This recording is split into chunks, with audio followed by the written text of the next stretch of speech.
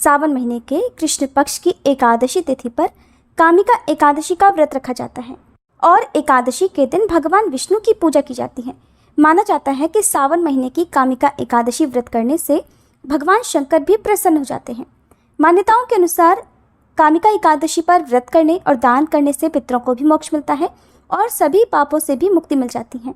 कामिका एकादशी का अर्थ है सभी प्रकार की कामनाओं की पूर्ति करने वाली एकादशी। तो चलिए आपको बताते हैं इस बार कामिका एकादशी का व्रत कब रखा जाएगा, व्रत पारण करने का शुभ मुहूर्त क्या रहेगा और इस दिन कौन कौन से शुभ योग बन रहे हैं। स्कंद पुराण में वर्णन मिलता है कि सावन महीने के कृष्ण पक्ष में पड़ने वाली एकादशी पर व्रत, पूजा और दान करने से जाने अनजाने में हुए पाप खत्म हो जाते हैं, लेकिन जानबूझकर दोबारा कोई पाप या अधर्म नहीं होगा, ऐसा संकल्प भगवान विष्णु के सामने लेने पर ही इसका फल मिलता है। और ये व्रत साल की सभी एकादशियों में खास माना गया है। पौराणिक कथा के अनुसार धर्मराज युधिष्ठिर ने महाभारत काल के समय भगवान श्री कृष्ण से कहा कि हे प्रभु, कृपा करके मुझे कामिका एकादशी का महत्व और उसका वर्णन सुनाइए। तब भगवान श्री कृष्ण ने कहा कि हे धर्मराज, इस एकादशी व्रत की कथा स्वयं ब्रह्मा जी ने देवर्षि नारद को सुनाई थी, अतः मैं भी तुम्हें वही सुनाता हूँ। ब्रह्मा जी से एक बार नारद जी ने कामिका एकादशी की कथा सुनने की इच्छा प्रकट की। ब्रह्मा जी ने कहा, हे नारद, कामिका एकादशी व्रत की कथा सुनने मात्र से वाजपेय यज्ञ का फल मिलता है। जो भी इस दिन व्रत करता है या इस तिथि पर शंख, चक्र और गदाधारी भगवान विष्णु का पूजन करता है, उसे पुण्य की प्राप्ति अवश्य ही होती है। इतना ही नहीं, गंगा, काशी, नैमिषारण्य और पुष्कर जैसे तीर्थों में स्नान करने से किसी व्यक्ति को जो फल मिलता है वही भगवान विष्णु के पूजा करने से भी मिल जाता है।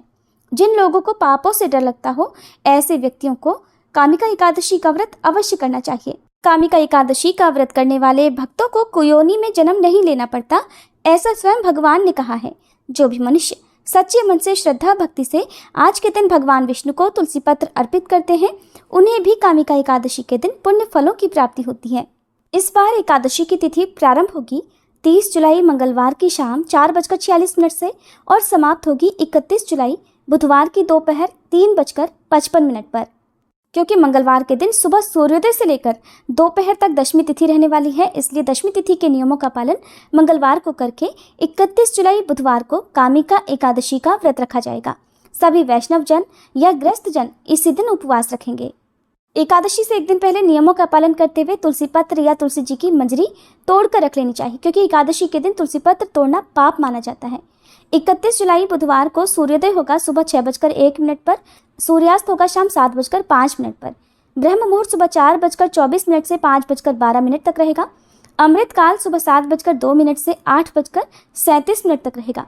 तो सुबह की पूजा आप ब्रह्म मुहूर्त या अमृत काल में कर सकते हैं, जो कि पूजा करने के लिए शुभ मुहूर्त रहेंगे। और इस दिन राहु काल दोपहर 12 बजे से 1:30 बजे तक रहेगा। इस बार एकादशी का व्रत ध्रुव योग में रखा जाएगा और ध्रुव योग इस दिन दोपहर में 2:13 पर समाप्त होगा।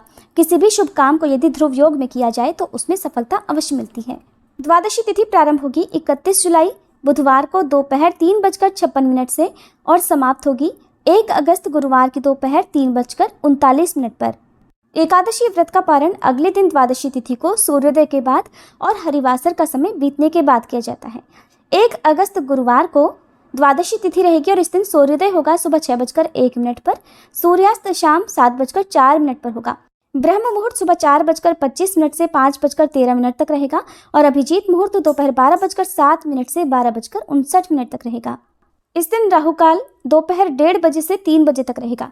ध्यान रखें कि जो द्वादशी तिथि में व्रत का पारणा करने से पहले आप पूजा करते हैं वो ब्रह्म मुहूर्त में कर सकते हैं, क्योंकि निर्धारित मुहूर्त में आपको स्वयं व्रत का पारणा करना होता है। 31 जुलाई बुधवार को रात 9 बजे तक हरिवासर का समय समाप्त हो जाएगा। मान्यताओं के अनुसार यदि हरिवासर के समय भगवान विष्णु के मंत्रों का जाप किया जाए या भगवान का ध्यान किया जाए तो उससे भगवान श्री हरि अत्यंत प्रसन्न हो जाते हैं। व्रत पारण की तिथि और मुहूर्त रहेगा 1 अगस्त गुरुवार को सुबह 6:01 से 9:50 तक।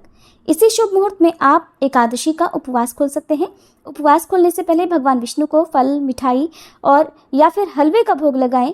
शुद्ध सात्विक घी से बने भोजन का भोग आप लगा सकते हैं। तुलसी पत्र साथ में जरूर रखें और उसी को प्रसाद रूप में ग्रहण करके आप व्रत का पारणा कर सकते हैं। इस बार गुरुवार के दिन व्रत का पारण किया जाएगा। ऐसे में हो सकता है कि आपने गुरुवार का उपवास भी रखना हो। यदि आप दोनों ही व्रत रखना चाहते हैं तो आप एकादशी व्रत का पारण गुरुवार को पहले करें। तुलसी पत्र, जल, पंचामृत या केवल फलों के जूस से आपको व्रत का पारण करना चाहिए और उसके बाद अगले व्रत की पूजा करके आपको दूसरे व्रत के नियमों का पालन प्रारंभ करना चाहिए।